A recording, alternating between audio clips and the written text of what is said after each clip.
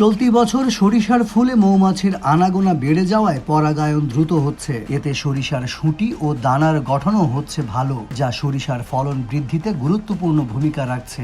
সরিষা চাষিদের পাশাপাশি হাসি ফুটেছে মৌ চাষিদের মুখেও। জাতভেদে সরিষা চাষে বিঘা প্রতি খরচ 5 থেকে 7 হাজার টাকা, বিঘায় 7 থেকে 8 মনের বিপরীতে মন প্রতি বাজার দর বেড়ে 4 হাজার টাকা পর্যন্ত।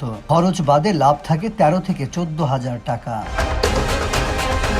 এদিকে সরিষার ক্ষেতের পতিত জমিতে মৌ বক্স স্থাপন করেছেন চাষিরা, যেখান থেকে প্রায় 45,000 কেজি মধু আহরিত হবে বলে জানিয়েছে কৃষি বিভাগ, যার বাজার মূল্য প্রায় 120 কোটি টাকা। আমাদের মোটামুটি বক্স আছে 117টি, এক পর মধু কালেকশন দিয়ে ব্যয় করি। আপনি 10 মণ মধু প্রতি কথা কালেকশন হয়। স্কোয়ার, এপি, ডাবর এই সমস্ত পার্টিতে মধু বিক্রি হয়। কৃষকরা ন্যায্য দাম পেলে বাড়বে সরিষা চাষ, কমবে ভোজ্য তেলের আমদানি নির্ভরতা। কৃষি বিভাগ বলছে সরিষার আবাদ বাড়াতে চাষিদের দেয়া হচ্ছে সব ধরনের পরামর্শ।